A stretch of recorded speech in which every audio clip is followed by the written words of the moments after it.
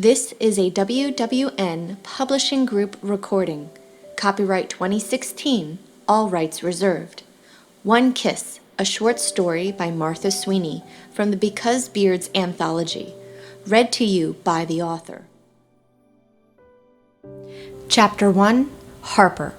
Stop sulking, Harper, Adele says for the 6th time tonight. I'm not sulking, I challenge with a dramatic pouty face. Yes, you are, supports Reis, with an unamused and unaffected expression. No, I'm not, I lie as I mock whine and drag out my words. I lose composure and a smile cracks slightly on my face. It's New Year's Eve, Brooke states the obvious. It's going to be a new year, therefore a new you. I don't want a new me, I say, continuing to fake fuss. You just need a new attitude, Adele corrects, throwing some sass my way with a smack to my hip. My attitude is just fine, I reply, sticking my tongue out at her. Not since you dumped Owen's ass 2 weeks before Christmas, Reis reminds, with a snicker followed by her own tongue's appearance. My smile lowers slightly in a moment of defeat, but I swallow the pain quickly, causing the very emotion the girls are talking about to surface a little as I try to brush it away. Fuck off. Someone needs to get laid, Brooke quips. No, I counter. I just need my heart removed. Owen is a loser, Adele announces. He didn't deserve you. We told you he was a player, Reis comments. No, you didn't, I deny. Well, in a roundabout way we did, Adele defends. On several occasions, Brooke adds. You just didn't want to listen. It's not our fault that you were blinded by hot sex, hot abs, hot arms, and that smile, Reis states, followed by a sigh as she looks off into the distance as if picturing Owen's glorious body. She catches herself quickly, righting her expression and tone. And it's not our fault that you didn't want to see that he was sleeping around until you caught him. The fucker was screwing some chick on my couch. My couch. At least he asked if you wanted to join them, Reis reminds. After the fact, I say heatedly. Fucking models, Brooke huffs. Fucking men, Adele proclaims. This gets a smile from me. My girlfriends always know how to cheer me up. We know how to raise each other's spirits when the time comes. There's the initial sad and depressed phase that includes a lot of tissues, takeout food, and junk food that is filled with understanding and compassion. Then there's the anger phase, where we hate all men and where I work out my frustration in the gym on a punching bag, which is then quickly followed by the love of men as soon as we spot a sexy one with a great ass and smile, which then eventually leads us right back to the beginning of the cycle. You know what you need, Harper? Reis asks. What? I reply nervously. A one-night stand, Reis suggests. No, I object. I don't need any man in my pants right now, unless he's battery operated. How about your mouth? Adele snickers. What? I reply, choking on my sip of my sour apple martini. You do need someone to smooch with when the clock strikes 12. I don't think that's a good idea, I counter. It's a great idea, shouts Brooke. Making out with a stranger on New Year's is the best way to get over a guy, Adele confirms. No, I counter. Yeah, Reis interjects. It helped me 2 years ago and Brooke the year before that. It definitely helped, encourages Brooke, especially if one of us takes a picture of it and then sends it to Owen. No, I reply as my eyes inflate a little. I pause for a second, considering the option. I wouldn't mind having a picture of me making out with a hot guy sent to Owen. It would show him that I've moved on and that he's missing out. I've got an idea, Reis announces. He's got to be not your usual type. What? I laugh nervously. Yes! Adele shouts supportively. No, I challenge, though I'm kind of excited by the idea. Shut up. It's happening, Reis declares. I smile to myself as the idea settles in. No pretty boys, Brooke begins plotting. And no average ones, Reis adds. They don't have as much stamina or experience as the ones with a good body. We can't have our girl hooking up with a guy who hasn't had enough experience kissing, let alone look any less attractive than Owen, Adele adds. He's got to be hotter and sexier than Owen, Brooke comments. My mouth opens to say something, but they keep shooting off ideas, and at least one or two of them are talking at the same time, not giving me a second to be heard even if I did jump in. My eyes dart back and forth between them as I watch diarrhea of the mouth flow freely around me. Tall. He's got to be tall, Adele says. She always goes for the guys who are eye level when she's wearing heels, and she won't wear anything taller than 3 inches, Eris claims. So he'll have to be over 6 foot, Brooke says. His eyes, Eris adds, they have to be dreamy and sparkle. Yes, agrees Adele. Dark and brooding with a hint of softness, Brooke includes. What color, Adele says. Doesn't matter, Eris returns. It'll depend on the gaze and the feeling he gives off. What about his clothes, Adele asks. He can't be too nice or preppy looking. Or sloppy, Brooke mentions. I would say that depends on his face, Eris says. Oh, he needs to be scruffy or have a beard. No, I interject, but they ignore me. I loathe beards, especially the ones that just grow and aren't well taken care of. It's a pet peeve of mine. Yes, the 3 of them shout at the same time. You hate beards, Eris reminds, so a beard is a must. Fuck me, I mumble, knowing that they're not going to stop until they pick a guy, and even worse, until I actually kiss him tonight. Okay, so I think we have our description of him, Adele states. A badass vibe, but with sweet, intense eyes, at least week-old facial hair or more, but it has to be well trimmed, because you ladies know how if he's not willing to keep his face looking nice, the rest of him is icky. Tall, handsome, and rugged at the same time. Definitely tats if we can see them above the collar or his arms with the sleeves rolled up, Eris summarizes. No, I object. You don't have a say in this, Adele challenges. If my lips are connecting with his, I do, I argue. Nope, Brooke interjects. You lost the ability to weigh in on this. Since when? I huff. Since you had a bad judgment call on the last 2 guys you dated, Adele states. Now, ladies, Eris calls excitedly, let's see who we can find. They stand up at the same time from our booth. I watch the 3 of them scan the party, and I cringe at the very idea of all of this. A dreadfully nervous feeling stirs in my belly, causing me to rise in hopes of seeing who I'm going to be paired with, just in case I'm going to have to drink a lot more for it to happen. There, Adele shouts, pointing in a direction. I shift to see where they're looking as they whisper to each other, but they're blocking my view. The 3 of them quickly turn around and sit before I can see who they've chosen from the blob of bodies. Who? I inquire, plopping down in my seat again. We'll tell you, Brooke snickers. My head tilts in reply for her to expound, but she doesn't. We'll tell you, but when it gets closer to midnight. That way, you don't try to run and hide, Eris replies, with a devious grin. Here, Brooke says, handing me her drink. You're going to need some liquid courage. No, I refuse. I don't want to be hammered. You need to have a good enough buzz if you're going to do it, Eris states. Fine, I huff, taking Brooke's martini and chugging the rest of it. 10 minutes, Adele announces after checking her phone. Let's take our positions for who we're going to kiss. I'll keep an eye on this one, Eris announces. Her head tilts in my direction. What? I question with mock hurt feelings. You can't be trusted, Eris says, so I'll pick one of his friends to kiss. You all suck, I announce. We know, Adele confirms happily. I've been told I suck really well, Eris quips. The 4 of us giggle and then chug the last of our drinks before getting up in search of our grand finale for the night. Chapter 2, Reese. The guys drag me out for New Year's, knowing that I'm not in the mood to party, let alone be with a bunch of rowdy strangers. Do I like to have a good time? Yes, of course. It's just that I'm on call for work and I can't really relax. I'd much rather be at my place or one of theirs hanging out with a few friends, playing video games, pool, or anything other than being at this club with over 400 people in it. We're crammed in and you can barely move 2 feet without bumping into several people at the same time, let alone the loud music and flashing lights that are making it hard to see. Any other night when I can actually relax and cut loose, I'm always up for getting out of the apartment. The guys keep me sane when it comes to being social, and I don't mind chatting, having a few beers, and checking out the hot women in the bars and clubs we frequent each month. Tonight, however, I have to be a bit more reserved with my choices of drinks and who I'm willing to socialize with other than my friends. I got used to working so much at the last hospital I was employed at that I had forgotten what it was like to have friends, let alone a social life, until I moved back here to New York 8 months ago. My last job was too stressful.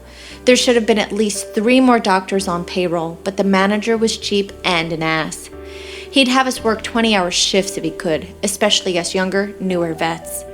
I started working there while I was in college and stayed on once I graduated. When work consumed my life to the point where I wasn't even getting the chance to visit family during holidays for an entire year, I quit and came back home. I had enough money saved up to afford to move in with the guys and look for a job for at least a year. With my excellent grades and the fact that I had worked at the same place for as long as I did, the first clinic I interviewed with hired me. Overall, the hours are better and the pay is much more. "Come on, man," Gabe encourages. "Relax, at least a little." He hands me a beer. "I can't," I counter. "It's almost midnight," Logan states. "Don't be a pussy and at least have a drink." "I am what I eat," I reply with a grin, wanting to redirect our conversation off of me. I've been with a few kind of serious girlfriends, and none of them have complained about my bikini burger munching ability, as Gabe calls it. I snort to myself at the phrase. "Nice," Carter laughs, high-fiving me. "Drink it slow," Gabe states. "You're not going to find a chick to kiss you if you don't have a drink in your hand." "A drink doesn't sway a woman to kiss you or not," I argue. "At a place like this, it does," Gabe replies. "I've already got 3 potential chicks." "How?" I investigate. Gabe's always had a fucked up logic when it comes to dating and the opposite sex. "'Cause I got skills, man," Gabe boasts. "You wish," Logan interjects. "Remember last weekend?" Logan, Carter, and I laugh at the memory. A chick walked out of Gabe's bedroom complaining about how he was unable to eat her peach properly after trying for about 30 minutes. "That's bullshit," Gabe challenges. "And like I said, she did not have a peach. It was more like a shag carpet. I mean, come on, ladies, wax that shit." "And that's why you have a challenge with the ladies," Carter roasts. "No, I don't," Gabe argues. I take a sip of the beer Gabe gave me, chuckling at their banter as I scan the room. It's been 3 months since I've been in a relationship, and I'm missing the benefits of one. The last chick I dated, Lily, was interesting. I'm not one to bash women, but she was a pain in the ass when she was trying to change me just 2 months into us seeing each other. This while she was apparently fucking 2 other guys, and also blatantly tried hooking up with Gabe too. So I dumped her that night and never looked back. As the night ticks on, I nurse my beer and shoot the shit with my friends when they aren't talking with a chick.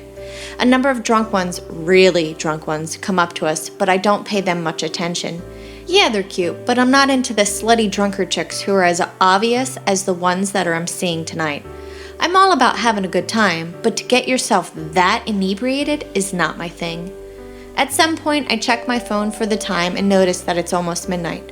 For starters, I'm double checking to make sure I didn't miss a call alerting me that the hospital needs me, as well as to find out how much longer until I can head home and get some sleep since I have the morning shift. Suddenly, someone bumps into me. "Sorry," a female voice says. I look down and I'm met with sparkling amber eyes that are surrounded by golden long hair. My eyes immediately drop to her lips and I feel my caveman instincts kicking in. I lose my breath when she smiles. My junk hardens instantly and my throat dries, forcing me to chug the rest of my beer. "Eris, back up," she shouts, pushing her friend off of her. The friend looks drunk, but I'm not sure about the goddess before me. Her mouth moves again when she looks back at me, but I can't make out her words. "What?" I ask, leaning forward to hear her. "Sorry," she repeats, leaning the rest of the way into me. Her warm, plump breasts pressed into my chest, and it feels like I'm about to come in my pants. Man, does she smell frickin' amazing. My friend gets a little excited at New Year's, she states as her lips brush against my earlobe 2 times as she speaks. Instinctually, my free hand darts to her hip, holding her steady when her friend and 2 others bump into her, pushing her further into my body. We exchange a nervous smile when she pulls her face away from my chest. Our eyes stay locked, and it's as if all of the commotion around us dissolves. Time stands still at this very moment as I stare at her lips. Now I know who I'm going to kiss tonight. Without warning, her mouth is on mine. When she pulls away for her breath, my hand moves quickly from her hip to her back, capturing her neck and pulling her closer. My tongue darts out, eager to taste more of the candy flavor of her lips. She returns the embrace, snaking one of her hands up my chest, behind my neck, and into my hair. Her tongue tastes just as sweet as her lips, and my woody gets even harder at the thought of her other lips having the same flavor. "See," Logan's voice says in my ear, "we told you there'd be a chick to kiss." My eyes dart around, wondering where she has suddenly gone. "You okay, man?" Logan asks. "Where did she go?" I search, feeling dazed and confused. "Who?" "The chick I was just kissing," I state. "Don't know," Logan replies. "I just saw the back of her head. The first time just before you two kissed, and then again right before her friend kissed me after I just kissed some other chick." "Fuck," I groan. "Do you think they'd be up for a three-way?" Logan inquires. Ignoring him, I look frantically for the goddess who blessed me with the taste of heaven. I dart through the crowd that seems still caught up in the rush of the new year arriving, desperate to find her, but my Cinderella is nowhere to be found. Chapter 3, Harper. It's been 4 weeks since New Year's Eve, and I can honestly say that I feel great and that Owen has barely crossed my mind. The girls keep saying it's all because of the kiss I had with Mr. Tall, green-eyed, sexy beard, at least one partially hidden forearm tattoo dreamy hunk. I don't agree with them 100%, but that was the best fucking kiss I've ever had in my whole life. I'm no slut, but I've kissed a lot of boys since I was 14. I'd have to say I've made out with at least 12, maybe more during my drunken bouts in college, but I've only slept with 5 of them. I'm a firm believer in a girl getting to know her body as well as her own wants, desires, and fantasies before getting married. That kiss replays in my mind several times a day, and especially when I masturbate. He smelled divine. His lips were so soft yet firm enough to know how to kiss. His tongue was tasty, and I actually enjoyed the scratch of his scruff against my skin. I found myself gliding my fingers along his chin twice as we made out for some strange reason. I hate the look of beards, but his was mesmerizing. He looked rugged and sexy, and I loved the way it tickled my lips and cheeks. I walked away from that kiss reluctantly, but I'm glad I left when I did. My chest was pulsing, I was panting, and I felt like if we kept going, that I was going to do more than just make out with the guy. Part of me wonders if I'll ever see him again. I chide myself at night when masturbation only goes so far for not at least sticking around to see what would have happened with him. I've had a one-night stand before. It didn't go well, mind you, but for some reason this guy seemed like he would have been more than just one night. Today, I head out about a half hour before the sun is scheduled to rise. The girls can sleep through almost anything, so I don't have to walk around the apartment like a cat. The 4 of us live together in New York to keep our rent and other expenses low, live safely, and somehow save money when we're not spending it on clothes, shoes, books, food, and wine. Brooke's a nurse, Adele is a bartender, Eris works for a fashion magazine, and I'm a photographer/graphic designer. I work mostly from home, running my own online business. I do a wide range of photography, trying to always keep myself open to new opportunities and to keep it interesting. Eris's magazine has used me for a few spreads, mostly last-minute photo shoots where something happened. I never asked what occurred exactly for them to need me in just a few hours' notice, but I was grateful for the money, the exposure, and what it did for my portfolio. My shots have never been on the front cover, but I at least have those as part of my resume if I ever need it. I've started a collection of each magazine I'm in, aside from a general online portfolio. Mondays are my favorite day when everyone else in New York hates them. While people are late getting up to head to work for the day, I'm already finishing up either a workout class, a jog, or a long walk paired with the occasional ride on the subway through the different streets of New York, taking photos of anything that inspires me. Today's trip is with a hot chocolate through Central Park and my camera in hand, enjoying the hazy, cool morning as most avoid the outdoors during this time of year. On my way back to the apartment, I grab another cup of hot chocolate and relax in the cafe's window box that overlooks the street. I read a little when I'm not peering out the window, people watching. After hanging at the cafe for at least 20 minutes, I make my way home. The cool nip in the air doesn't bother me too much since my body is warm from the hot liquid I just had, so I lazily make my way down an extra few blocks to the next subway station. The platform is a bit crowded, but I'm able to get through pretty easily. With my camera already packed, I reach into my bag and grab my book to start reading. Once the train arrives, my eyes stay on the page as I use my peripheral to maneuver through the people getting on and off the train. I don't bother taking a seat, knowing most people need it more than I do. With my left arm wrapped around the pole to steady myself for when the train disembarks, I keep my nose in my book. "Hey!" a male voice shouts. Normally, I don't bother reacting to people on the subway, but for some strange reason, my gaze lifts. My mouth gapes in astonishment as I see him, the hunk I kissed at New Year's. The doors begin to close as he tries to get close enough to get on. It's as if time stands still for everything except the doors. Our eyes stay locked as the train begins to move. Neither of us says anything as he tries to follow the train. His gorgeous eyes suddenly vanish from my view and my head jerks to the left, wishing they could see more of him. Chapter 4, Reese. I can't believe I fucking saw her. I was starting to wonder if I'd ever see my Cinderella again. I was instantly jealous of her teeth, having her sexy lips captured between them. Blood drained quickly to my groin, giving me an instant boner and temporarily slowing me down as I tried to get back onto the train. My legs couldn't move fast enough to get to her, and when the doors closed, I was devastated. Every day since our second encounter, which was 3 weeks ago, I've gone to that station at the exact same time unless the trains are running late, hoping to see her. I don't know if she was leaving for work or just getting home from it. It doesn't really matter. I just need to find her. She consumes my thoughts and dreams. I'm a guy, so yeah, my carnal urges crave her. I want nothing else but to be buried inside her. I masturbate before going to bed, dreaming that it's her, and wake up with a raging heart-on that needs my fantasy to become reality. Once I satisfy my physical needs, my mind races, wondering what's her name, favorite color, favorite thing to eat, was the book she was reading for school or pleasure, and so much more. Dr. Langford? I reply as my eyes flit across the iPad while I struggle to finish making notes. Dr. Langford, she repeats. Yes, sorry, Mrs. Hildreth, I reply. Puppy love, she states. What? I ask. It's in your eyes, Mrs. Hildreth informs. What's her name? I don't know, I answer truthfully. What do you mean you don't know? It's complicated, I sigh. Love is complicated, she declares. We only met twice, I inform. I hardly call it love. You're young, so I know you don't recognize it as such, she presents. But it's definitely love, regardless of whether you know her name or not. Soulmates from past lives who are working to find each other again. Sure, I comment, brushing it off.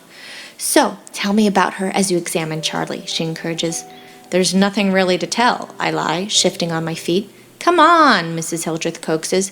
Besides, it's not professional for me to divulge personal information with patients, I remind. I'm not a patient, Mrs. Hildreth counters. You know what I mean, I state with a smile. Charlie doesn't mind. Do you, Charlie? She asks. Charlie meows and then brushes his head up against my arm. Hello, Charlie, I greet, petting him. How are you today? He's good, Mrs. Hildreth informs. I think he got one of the neighbor's cats pregnant. Pregnant? I repeat. He's fixed. That's what I thought, Mrs. Hildreth laughs. Looks like surgery didn't take. Did Mr. Manning do the procedure, I inspect? No, she confirms. When I adopted him, it said on his paperwork that he was fixed. Well, we'll need to check. And if he's not, would you like us to schedule it, I ask? Yes, Mrs. Hildreth replies. I don't need any more baby mamas getting mad at me and Charlie here. I snicker at the phrase baby mamas coming out of Mrs. Hildreth's mouth since she's in her 60s or perhaps 70s. You'll find her, Mrs. Hildreth announces. Who? Your lady friend, she clarifies. Love never fails. I smile and nod, hoping she's right. Chapter 5, Harper. It's been 6 weeks since I saw him at the train station. When I can, I veer from some of my daily routine and visit that stop, hoping to bump into him again. I still take a different route heading out for my morning workout class, jog, or photography journeys, but always make sure that when I go home that I take the same train at the exact same station as close to the same time as possible. I don't get to hang around the station because of what happened the 4th time I did. A few guys tried to mess with me, but when I threatened to use the mace I have on my keychain and lied about being a black belt, they backed off. I'm not so sure it was the mace, my threat, or as much as it was the homeless man that came to my so-called rescue. Though he smelled, he wasn't weird and didn't try to bother me after coming to my aid. So since then, I've gotten to know him a little more each time I'm there. The first 5 times I saw the homeless man, he was just sitting on a bench in the back, minding his own business. He never begged for money and didn't have a cup out or anything like that. I know I'm not supposed to talk to strangers, but to me, he doesn't seem like one since he stood up for me. "Hey, Alan," I greet, sitting down next to him. "Hey, Harper," he returns with a smile. "I brought you something," I say, extending my right hand. "You shouldn't have," he replies, taking the lemonade and the bag that has a sandwich in Danish, "but thank you." I usually get him a black coffee, his favorite, but decided to change it up a little today since it's a little warmer than usual for the middle of a New York March. "Don't argue with me," I tease. "You? Never," he laughs. Alan gulps down half of the lemonade. "It tastes different this time." "It's almost spring," I remind, "so they add lavender to it. Do you like it?" "No, I love it," he praises. "Good," I giggle. "I'll make sure to get it again next time." "Yes, please," Alan encourages, munching on his sandwich. "So, have you found him yet?" "No," I sigh. "Part of me wants you to find him," Alan shares, taking a huge bite. He chews for about 10 seconds and then swallows a little. "But part of me doesn't." "What? Why?" I ask with a laugh. "If you find him, you'll forget all about me," Alan returns with a grinning mouthful of food. "I could never forget you," I say with a smile. "I know," Alan replies confidently. "So, what can you give me to identify him?" "Why?" "Well, I might have seen him and most likely will again, and if I do, I can tell him something for you," Alan offers. "Aw, you'd do that for me?" I ask, touched by his gesture. "Of course," Alan confirms. "You take good care of me." He holds up the last bit of a sandwich. "I don't know," I return nervously. "What do you not know? You want to find him, right?" Alan checks. "Yeah." "Well, what's the problem then?" He searches. "I kind of like the mystery behind it all," I confess. "Clues are good for a mystery," Alan suggests. "True," I agree. "So," Alan checks after about a minute. "So, I don't know," I say. "Worried that the reality isn't as grand as the fantasy?" Alan asks. "Kind of," I sigh. "You women make it more complicated than it needs to be," he states. "Complicated can be fun," I return with a devious smile. "Yes, but it can also be a pain in the ass," Alan goads. "True," I reply. Chapter 6, Reese. I'm starting to lose hope. It's been 8 weeks since we saw each other at the train station. I've gone every day and haven't found her, and I'm starting to think it was just a coincidence that we ran into each other. The guys and I have even been back to the club a few times, but I haven't seen her there either. I do my best to distract myself at work, at the gym, or with the guys, because I know it's not completely healthy that she consumes as much of my thoughts and desires. I don't notice other women unless they possibly look like my Cinderella. When I've gone up to a few of them, thinking they were her, I was instantly disappointed. The women seemed excited that I stopped them, but not so happy when I walk away without a word or explanation. "Why are we going back to this place again?" Gabe whines. "Because," Carter replies, "Reese is in love." "I'm not in love," I challenge, scratching my beard. "Yeah, you are," Logan states. "It's okay, we know how you get." "How do I get?" I ask. "You get one taste of a woman and you're hooked," Carter shares. "You don't see any other chick until things end with the one you want." "That's not true," I counter. "Yeah, it is," Gabe laughs. "The last 2 months, you haven't even made eye contact with another woman." "Yes, I have," I argue. "I look directly at my patients and their owners." "They don't count," Logan presents. "Sure they do," I counter. "I was referring to potential chicks to date or fuck," Logan reiterates. "Whatever," I huff, despite my crumbling opposition. "It's okay, man," Carter soothes. "We get it. It's just funny since you've only kissed her at New Year's and haven't seen her since." "I have seen her," I mention. "What? When?" Carter asks. "It was about a month after the party. I'd gotten off the train for work and saw her getting on," I explain. "We saw each other, but I haven't seen her since." "Why didn't you tell us?" Logan asks. "Because you'd make fun of me," I inform. "No, we wouldn't," Carter replies. "I would," Gabe states. "We know you would," Logan replies, "but you weren't included in the we." Why don't you put out flyers around the station, Gabe teases. I'm sure she'd see them and would contact you. Ass, I hiss. It kind of makes sense, Logan defends. Maybe you could talk to one of the station workers, Carter suggests. Is there anyone who's regularly there each time you get off for work? You said get off, Gabe laughs. But sure, I reply, unimpressed. Normally, I would laugh at Gabe's vulgarity, but not today. I'm too stressed out with not being able to find Cinderella. There are thousands of people that go through that station each morning, I remind. There's no way in hell a worker would remember or recognize her. You never know, Logan returns. She could be friendly with someone there. What are the odds of that happening? I quip. Probably slim, Carter says, but anything is possible, even if the odds are slim in your favor. Thanks, Mr. Physics, I tease. Happy to help keep your hopes up, Carter replies with a grin. What's her name? Logan asks. Don't know, I return. You didn't get it on New Year's? Logan checks. Nope, I confirm. We were too busy kissing, and then she was suddenly gone.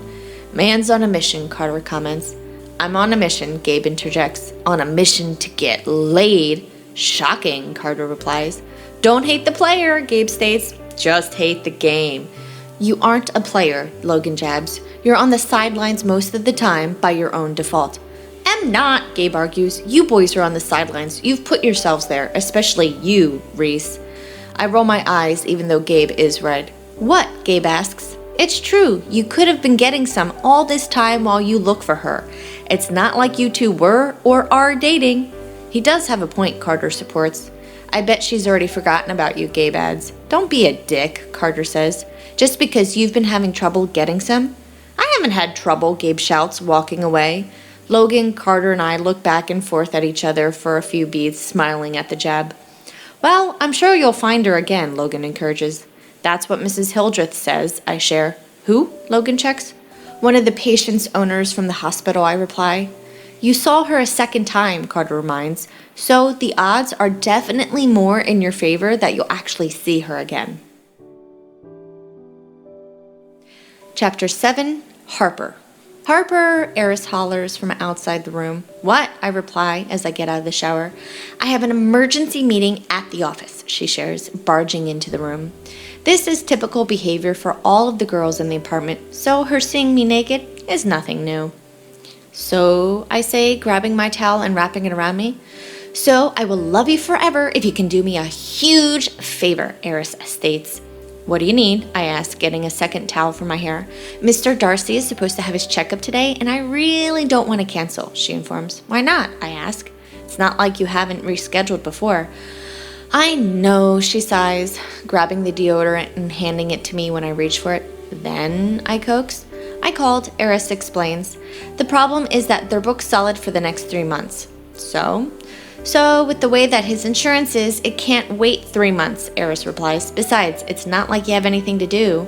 Ouch, I reply with a pout. Oh, stop it, she directs. You know what I mean. Do I? I goad playfully. Come on, Eris whines. You know I love you. It's just that you've got more flexibility than the rest of us since you work from home. So you do admit that I work, I check with a grin. Yes, she huffs. I acknowledge that you do work, make a good living from the comfort of a couch, which I'm jealous of, but I need your help for this. You're not jealous, I tease. You love the drama that comes with your job. True, she confirms, but I really don't want to have to be paying out of pocket for the appointment if I don't have to. Got your eye on some new shoes? I goad. No, she returns. I study her for a second to see if she's telling the truth. What time is the appointment? 10:30, she replies. What time is it now? It's only 8:30, she states, looking at her phone. Shit, I'm already late. Sure, I agree. I've got plenty of time to finish getting ready. Great, she shouts. I love you. Eris wraps her arms around my shoulders. Love you too, I reply, patting her arm. Now get out of my way so I can finish getting ready. You're the best, she says, darting out of the bathroom. And you're running late, I tease. Shit, Eris exclaims. There's commotion somewhere in the apartment. See you later, Eris shouts, with her voice sounding more distant. See you later, I yell. Mr. Darcy hangs out with me in my room as I get dressed. Eris got him about a month after she, Brooke, and Adele started living together in this apartment 3 years ago. I moved in right after finding Owen screwing some chick. I let him keep the couch as a parting gift. Mr. Darcy has a sweet temperament, acting more like a dog sometimes than an actual cat. He loves to snuggle, be petted, and plays most of the time he's awake. He's definitely spoiled by the four of us, but he doesn't seem to mind. When it comes time to leave, Mr. Darcy happily climbs inside his crate. He's never really minded it and likes to hide in it some days. The two of us make our way down to the station, just 2 blocks from our building, only having to wait for the train for about 3 minutes. A few children seem interested when they see the crate, peering in from a distance. 10 minutes later, I exit the train and stop over to see Alan. "Hey, cutie," Alan greets when I'm a few feet away. "Hey, yourself," I reply with a smile. "Who's your friend?" I look around me. "There's no one with me, silly," I tease. "I meant the fur ball in the cage," Alan corrects, pointing to the crate. "Oh," I giggle. "This is Mr. Darcy, my roommate's cat." "Hello, Mr. Darcy," Alan greets, placing his finger against the gate. Mr. Darcy wraps his paw around Alan's finger. "Looks like he likes me," Alan chuckles. "Yeah," I encourage. "He's pretty friendly." "Where are you two headed?" Alan asks. "Mr. Darcy has a checkup," I inform. "After that, we'll be having lunch." "Wonderful," Alan praises. "Do you want your usual?" I check. "You're too good to me," Alan states. "I'll take that as a yes," I return with a smile. "We should be back in about an hour or 2. Can you wait that long?" "I'll wait for you as long as I need to, cutie," Alan professes. "Don't tease me," I challenge. "Me? Never," Alan returns with a wicked smile. "I'm still job hunting for you," I inform. "I wish I was more successful to be able to hire you." "You buying me lunch most days is more than enough," Alan says. The train enters the station. "Behave," I tease. "Never," he laughs as I walk away to get onto the train. Mr. Darcy and I get to the vet's office about 10 minutes early. As we wait, I see that there is a sign looking for someone who can help with the night shift watch for the animals, and I instantly think of Alan. I inquire to the woman at the desk, and she happily gives me some information and answers my questions about the position. Looks like today is going to be an even better day. Chapter 8, Reese. "Dr. Langford," one of the nurses calls as I inspect a chart outside of a room. "Yes," I reply, keeping my eyes down on the iPad I'm using to call up patient files. "Fifi is in room 3, she informs. "Great," I reply. "Her owner has been here for about 20 minutes already," the nurse states. "Might want to get to her first since she's a little concerned with the pregnancy." "Thank you." I finish making notes, hit save, and then call up Fifi's information after clicking the schedule listed on the calendar. I review the files and the recent notes that were typed in from the call Mrs. Donahue made this morning for her appointment. The office, where I've been working for the past 6 months, has always been busy. We do leave spots open for emergencies, but our time is usually limited with them since we're always so busy. The practice actually needs to hire at least another doctor to handle the constant flux of patients coming in and out on a daily basis, aside from a few other staff members. They are interviewing, but from the looks of it, no one is promising yet. After checking Fifi's vitals and noticing that her eyes lack moisture and her mouth, gums, and nose feel a bit dry, I give her water, a lot of water, and wait to run a quick urine test. From what Mrs. Donahue has told me, and from the looks of Fifi's symptoms, Fifi appears to be a little dehydrated. Knowing it'll take a few minutes, I direct one of the nurses to let me know as soon as the test is complete. I use the restroom really quick before heading to the next patient. "So, Mrs. Reagan," I greet, keeping my eyes fixed on the iPad I'm holding as I open and close the door. "How's Mr. Darcy doing today?" The only sound I hear is a cat meow followed by a faint purr after a few seconds of silence. When I don't get a reply, I look up. "Ms.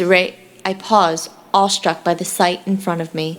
I'm not sure what happens next, but the sound of the door opening paired with the nurse calling my name snaps me back to the present. "I'm sorry, Dr. Langford," she apologizes. "I didn't mean to interrupt you." I turn to look at Nurse Hannigan. "It's okay. What is it?" "Fifi's results are negative," she informs me. "That was quick," I reply. "Great, thank you." "You're welcome," Nurse Hannigan says. After a short pause, she adds, "Would you like me to tell Fifi's owner that you'll be a minute?" "Yes. Please let Mrs. Donahue know I'll be right in." "Sure thing, Doctor," Nurse Hannigan confirms and then leaves the room, closing the door behind her. I turn sharply to find my Cinderella staring at me. Her eyes are wide and her mouth is still hanging open. "I'll be right back." "Please, stay right here," I instruct rather than request. She nods slightly. I rush out the door, quickly closing it behind me. Before I move away, I ask Nurse Hannigan to make sure that no one leaves room 5. She offers a small but odd smile and nods her understanding. There's no way in hell I'm going to allow this woman to walk out of my life again. Time seems to tick by exhaustingly slow as I inform Mrs. Donahue that Fifi is just a little dehydrated and needs to drink a little extra water. I recommend having her eat some celery or watermelon to help, which have additional nutrients that will be beneficial to her and the puppies. It feels like it takes forever to get Mrs. Donahue to stop talking or asking me questions. She continues to speak as I escort her out of the room and down the hall to the waiting room.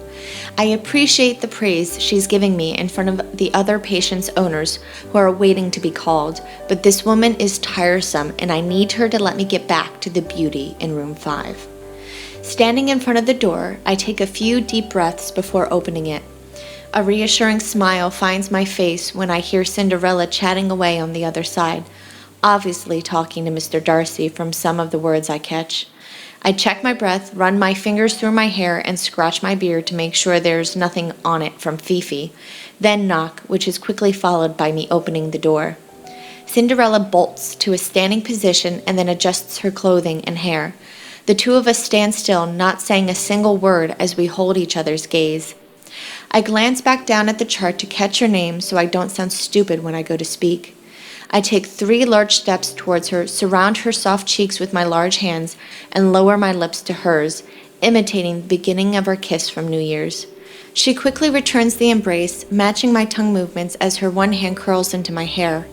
Her free hand cups my chin and her fingers gently rub back and forth over my beard, almost like she's petting it. I'm not sure how long we kiss, but it's long enough that both of us are panting and I'm not willing to let her go anytime soon. Eris. That's not my name, she interrupts. But the chart says, my roommate, the one who kissed your friend, is Eris Reagan, she informs. Oh, I reply, clearing my throat. I suddenly feel nervous keeping her in my arms, but I'm afraid that if I let her go, she'll disappear. She offers a reassuring smile as if she's just read my thoughts. I'm not letting you leave here until you tell me your name, I inform. A sexy blush pops over her cheeks. She bites her bottom lip momentarily before saying, Harper. Reese, I reply. Dr. Reese Langford. Nice to meet you, she replies. Again, I add. Just a few seconds later, my lips are back on hers. I've got a raging hard-on that she can probably feel on her belly. We kiss for what feels like only seconds, but I know it's longer than that thanks to all of the images of things I'd like to do to her flash through my mind. Are you going to check on Mr. Darcy? She asks after I let her mouth go for a few seconds. Shit, I curse under my breath. Harper giggles. Once you tell me your full name, I state. What? Why? She laughs nervously. So after today, it's that much easier to find you, I confess. Her brows lift, but she doesn't say anything. I haven't stopped thinking about you since New Year's, I admit, and I haven't stopped trying to find you since seeing you in the subway. She looks down timidly for a second before her eyes return to mine. Harper Collins. That's a cute name, I praise, kissing her again.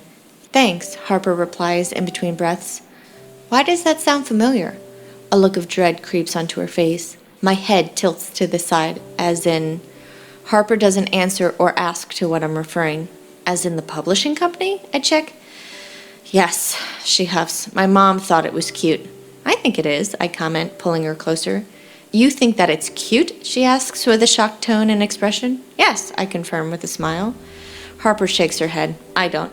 Well, I do, I return confidently, kissing her nose. Not, she denounces with a smirk. It was worse when my mom actually worked for them. How long did she work for them? I inquire. Harper lets out a long sigh. 10 years, when I was little. Where did she go after that? Penguin gave her a better deal, she shares. Deal? As in is an author? No, Harper replies, as in an executive editor. Oh. Mr. Darcy, she reminds. Oh, right, I chuckle, forgetting for the second time where I am. We gradually move apart, fixing our shirts as I grab some of the equipment needed to check the patient. So, how long have you been a vet? Harper asks. 5 years, I reply. Who named him Mr. Darcy? Eris, she confirms. A fan of Pride and Prejudice, I see, I comment. How do you know about that? She asks speculatively. I've got 2 older sisters, I return. Them and my mom watch it every year in November. Harper smiles, and all I want to do is kiss her again. Strike that. I want to do more than just kiss her. Oddly, it's taking longer than usual for the blood in my dick to subside. We're both quiet as I continue to inspect Mr. Darcy. We catch each other's gaze off and on, causing us to just smile and Harper to blush occasionally. Well, I say, he's healthy. Good, Harper replies. However, I begin. However, Harper asks nervously. However, I repeat with a smile. I can't give him a clean bill of health until you agree to have lunch with me. Lunch, she repeats. Yes, lunch, I confirm. Along with your phone number. Getting a little daring, aren't you, Doc? She returns with a grin. Yes, I confirm. I'm known to be many things. Really, she giggles. Really. On one condition, Harper states. Name it, I encourage. We go to my favorite place that's nearby, she informs. Done, I say quickly. And, she begins, you seriously consider hiring my friend for the night position. Done, I agree. Wait, which friend? I look down at the iPad. Eris? No, Harper giggles. Then who? You'll meet him, she mentions. Him? I ask. Yep. Him as in boyfriend, I ask nervously. No, she replies with a giggle. Then consider it done, I agree. I've got one more patient before I'm clear to go. Okay. Will you wait for me, or am I going to have to hunt you down? I check. Well, she returns with a sexy smile. Seeing that you know my name, even if you don't believe it is my name, you do have access to where Mr. Darcy lives, which is also where I live. You could be lying about living with him, I challenge playfully. True, she replies, but you do have access to my friend's home address and phone number. Her head nods slightly towards my iPad. So, if I did run, it wouldn't be too hard to find me. I take a few steps toward her and yank on the edge of her jacket after placing Mr. Darcy into his cage. Just give me 15 minutes. Done, she replies, sealing it with a kiss. This is the end of One Kiss, a short story by Martha Sweeney. I hope you enjoyed the story. Be sure to subscribe to my newsletter to find out about new releases before the general public. You'll find a link in the description below. Also, if you enjoyed this story, make sure you subscribe to my channel to know when the next book is published. Thanks for listening.